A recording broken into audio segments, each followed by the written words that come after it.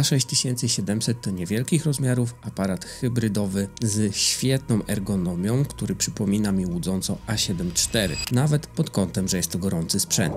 Z tą różnicą, że mamy tu matrycę APS-C CMOS 26 megapikseli, która dostarcza 6K oversamplowane do 4 z rozpiętością tonalną 14 stopni. Możliwością kręcenia do 60 klatek na sekundę w 4K bez dodatkowego kropa, 10 bit 422 bez logu 3 bądź S-Cinetone, wykorzystując przy tym wbudowany chip AI, który jeszcze bardziej udoskonala autofokus, śledzenie postaci czy wykrywanie całej sylwetki. A6700 jako pierwsze z tej serii otrzymało 3 pokrętła do kontroli ekspozycji, dedykowany przełącznik trybów między zdjęciami, wideo czy SNQ i zdecydowanie lepszy grip, który osobiście porównałbym do A7 IV. Więc praca hybrydowa nie jest mu straszna, m.in. dlatego, że dostajemy 11 klatek na sekundę z mechaniczną migawką, możliwość wyboru kompresji plików RAW, czy na przykład bracketing ostrości, kończąc na wbudowanym wizjerze, ekranie odchylanym do boku i niestety na jednym slocie na karty pamięci.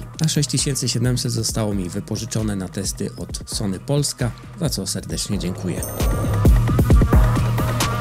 No witam serdecznie, z tej strony Demi filmuje, a Rafał poprosił mnie, żebym dorzucił swoje kilka groszy i zaczynamy od takich realnych zastosowań, gdy miałem okazję korzystać z tego sprzętu. Po pierwsze, sesja zdjęciowa, jak się domyślacie, wszystko poszło świetnie, do tego zaraz przejdziemy, ale nagrałem też prawdziwą reklamę kosmetyków z prawdziwą modelką, tak więc to wszystko wyświetla wam się na ekranie i muszę powiedzieć, że miałem pewne wątpliwości, bo jak to w prawdziwym życiu wielkość ma znaczenie i czy taki sensor APS-C może sprawdzić się podczas profesjonalnych nagrań. I tutaj muszę was zaskoczyć. Sprawdza się bez problemu, w szczególności gdy mamy dużą kontrolę nad światłem. Nie ma jakichś ogromnych różnic pomiędzy naszymi highlightami a shadowsami. Rozpiętość tonalna jak najbardziej na zadowalającym poziomie, ale to, na co muszę zwrócić uwagę, to zastosowanie AI w tej małej puszeczce. No to jest po prostu niesamowita rzecz, bo gdy ja wchodziłem w branżę i zaczynałem od A7 III, no to nie było takich bajerów i ten autofokus przeszedł po prostu lata świetlne od premiery A7 III. Jest to aparat, do którego po prostu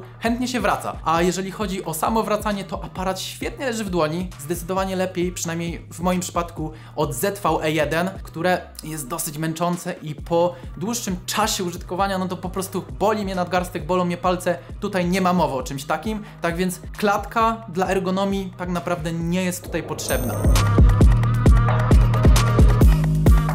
Overheating, jeśli chodzi o aparaty Sony, jest naprawdę już od lat obecny, a czy A6700 ma ten problem? Nie bez powodu wspomniałem, że przypomina mi A7 IV i to właśnie pod tym kątem, że jest to gorący sprzęt. I faktycznie jest to gorący sprzęt, ale ja osobiście z tym konkretnym egzemplarzem, który dostałem na testy, no nie miałem żadnego problemu, jeśli chodzi o przegrzewanie. Zrobiłem kilka testów oczywiście, nagrywałem longiem te bardziej wymagające klatkarze i w zasadzie żaden mi się nie przegrzał, no prędzej się znudziłem i bateria mi się rozładowała. Kodek H265, 50 klatek, największy bitrate. Jedna bateria od 100% do zera wytrzymała mi 2 godziny, aparat się nie przegrzał, aczkolwiek tak jak już wspomniałem, był bardzo ciepły w dotyku. Po 2 godzinach oczywiście mi się znudziło, dałem odpocząć temu sprzętowi, żeby się ochłodził i zrobiłem test 4K 30 w streamingu, czyli Power Delivery przez USB typu C. No i tu również aparat był bardzo ciepły w dotyku, ale ani razu nie wyskoczył mi znak przegrzania się. No i ten test ciągnąłem 2 godziny 30 minut i tu było wszystko w porządku. Także wydaje mi się, że ten konkretny egzemplarz nie będzie miał problemu z przegrzaniem, nawet przy dłuższych sesjach, a szczególnie w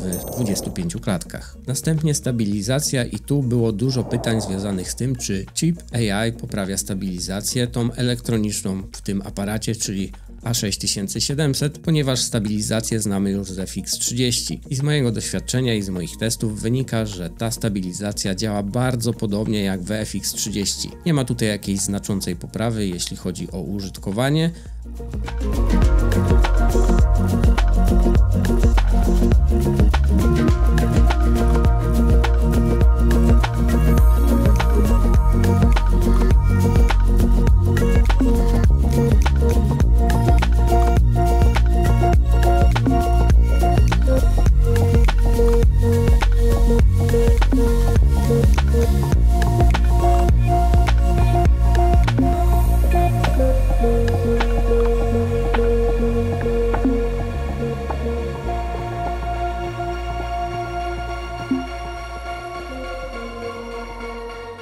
aczkolwiek bym powiedział, że nadal jest bardzo dobrze. Dokładając do tego aktywną stabilizację, większość ujęć, szczególnie na szerokim kącie, jesteśmy w stanie nawet wykonać w ruchu i będzie to naprawdę bardzo użyteczne. Jeśli przejdziemy do ciaśniejszych ogniskowych, no to tutaj zdecydowanie zalecam już zostać w miejscu. Z ręki jak najbardziej materiał będzie użyteczny.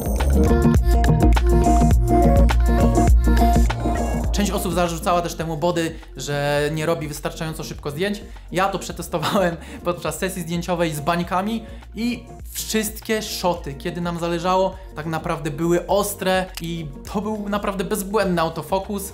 Nie trzeba więcej zdjęć, jeżeli i tak wszystkie te zdjęcia są ostre. Po co nam nieostre zdjęcia na naszej karcie pamięci? Nawet gdyby ten aparat robił 100 zdjęć w ciągu sekundy, to czy my byśmy to wykorzystali? Myślę, że nie, więc to też nie powinien być jakiś deal breaker dla wielu osób, które poruszały wcześniej ten temat. Czy ja widzę w ogóle miejsce dla tego aparatu w swojej kolekcji? I tutaj to jest trudny orzech do zgryzienia, bo jako bikam do wywiadów jak nic, idę w ogień. Świetna wartość, świetny stosunek jakości do ceny i wartości, jaką niesie ze sobą ten aparat. W szczególności te wszystkie feature'y, które ułatwiają pracę, nowe menu, obracany świetny ekran, viewfinder, mamy podgląd, możemy sobie focić. Jedyna rzecz, no to jest to APS-C.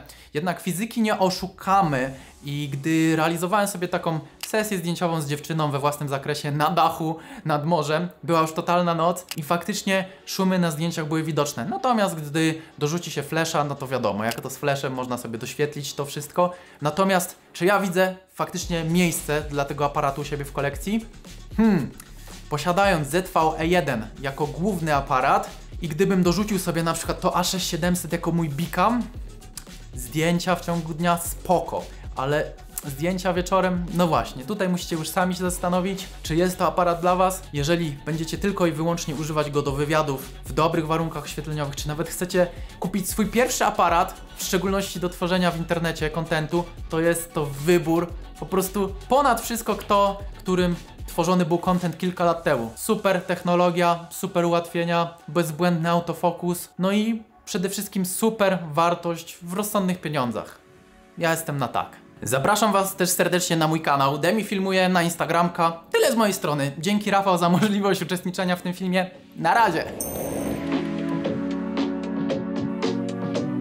A6700 łudząco przypomina mi takiego mniejszego brata, jeśli chodzi o A7 IV pod kątem ergonomii. Ten aparat trzyma się naprawdę bardzo przyjemnie, bym powiedział w zasadzie, że tak samo jak A7 IV, z tą różnicą, że jest on zwyczajnie krótszy. Czyli ergonomia, a dokładnie trzymanie aparatu, no bym powiedział, że tu jest bardzo dobrze i jest bardzo przyjemnie. Przez cały okres używania tego sprzętu i testowania bym powiedział, że robiło mi się nim naprawdę bardzo przyjemnie zdjęcia i filmy. No nie odczułem tutaj nawet braku tego, że ten grip jest krótszy i że ten palec czasem ucieka. No ten aparat trzyma się po prostu świetnie w dłoni. No oczywiście tutaj nie jest idealnie, już wiemy, że wizjer jest zdecydowanie gorszy niż w A7 IV, no i w tym wypadku brakuje joysticka, chociaż mam tutaj wrażenie, że jeden przycisk ten funkcyjny mógłby właśnie zastąpić joystick i tutaj byśmy nie stracili na funkcjonalności, a wręcz byśmy nawet zyskali. Ten przycisk AF ON, no tu idealnie pasuje, żeby pojawił się joystick i ja w przyszłości zdecydowanie widziałbym takie usprawnienie. Może Sony tutaj posłucha i kiedyś wprowadzi ten joystick do tej serii, no ja bym był naprawdę zadowolony z tego powodu. Następnie w tej serii po raz pierwszy, tak jak już wspomniałem, otrzymaliśmy 3 pokrętła. W końcu w gripie pojawiło się pierwsze pokrętło, które usprawnia zdecydowanie kontrolę ekspozycji, bo teraz każde pokrętło możemy przypisać do konkretnej funkcji i to mi się bardzo podoba. W kontekście ergonomii tutaj takim sporym minusem dla wielu osób na pewno będzie jeden slot na karty pamięci. No sam osobiście nie uważam to za duży minus czy deal breaker, żeby wybrać tą kamerę bądź nie, ponieważ ja zazwyczaj korzystam z jednej karty. Nie zdarzyło mi się, żeby jeszcze materiał przepadł. Pewnie dlatego jestem po tej stronie. Wystarczy wyposażyć się w naprawdę dobrą kartę pamięci SD, no i tu nie powinno być problemu nawet przez długi okres. No chyba, że chcemy mieć backup, no to ten aparat w tym wypadku może nie być dla Was. No i tutaj mogę mieć taką kolejną podpowiedź dla Sony, czyli drugi slot na karty pamięci pamięci mógłby się pojawić na przykład w formie microSD. Myślę, że dałoby radę się go tam w jakiś sposób zmieścić. Nie musi być to pełnoprawny SD, ale fajnie zawsze mieć tą drugą opcję taką zapasową. I niewątpliwym atutem tego sprzętu jest również ten przełącznik między trybami, między foto, wideo a SNQ. On jest niezwykle użyteczny, jeśli chodzi o tą pracę hybrydową. Tam się o tym przekonałem, że w moim ZV-E1 osobiście mi brakuje tego takiego fizycznego przełącznika jeszcze z możliwością wyborów trybu pracy, półautomatyczne czy manualne. W ZV-E1 trzeba się przeklikać przez menu te dotykowe i to da się ustawić, ale wymaga dodatkowych kroków, więc jako aparat hybrydowy 6700 sprawdzał się naprawdę super. Uważam, że jest to świetny wybór pod kątem ergonomii, przegrzewania zdjęć czy dokładnie pracy hybrydowej. Bardzo szybko wszystko tutaj można przerzucać. Zdjęcia wychodzą bardzo ostre, filmy też są dostarczane bardzo wysokiej jakości. 14 stopni rozpiętości tonalnej wystarcza, bym powiedział, w 100%. W większości wypadków nie zdarzyło mi się, żebym zauważył, żeby mi brakowało tej 1 stopnia, jak na przykład w E1, ale nie da się ukryć, że przez rozmiary tutaj ucierpiał wizjer, o którym już wspomniałem. Wizjer jest obecny w tym aparacie, da się z niego korzystać, ale jak już wiemy, przez jego rozmiar nie należy to do najprzyjemniejszych doświadczeń. Sam osobiście praktycznie w ogóle z niego nie korzystałem.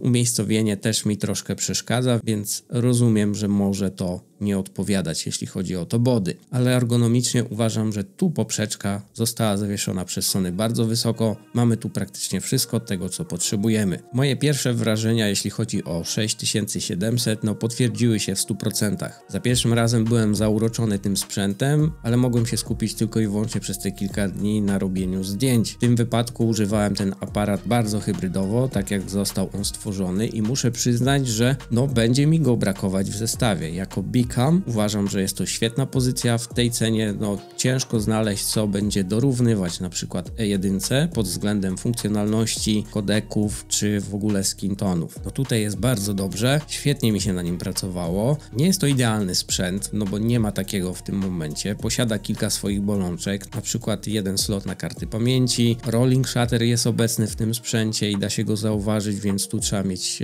to na uwadze. Praca w gorszych warunkach oświetleniowych, ten sensor na wyższym ISO ewidentnie szumi i da się to zauważyć. 100 klatek też jest zdecydowanym minusem. Tutaj ten dodatkowy crop i odczyt 1:1 nie pozwala, żeby rozwinąć na tej matrycy skrzydła. Tutaj te szumy i rozpiętość tonalna cierpi przy 100 klatkach. Ja w zasadzie bardzo rzadko kiedy używam 100 klatek w tym konkretnym egzemplarzu, ale nie da się ukryć, że plusy tego sprzętu przykrywają te minusy, które tutaj otrzymujemy, szczególnie patrząc na cenę, możliwości i w zasadzie to, że otrzymujemy 60 klatek bez żadnego kropa, to jest rewelacja, a jak dorzucimy do tego 10 bit, 14 stopni rozpiętości tonalnej, to ten sprzęt powiedziałbym, że jest na takim bardzo wysokim poziomie.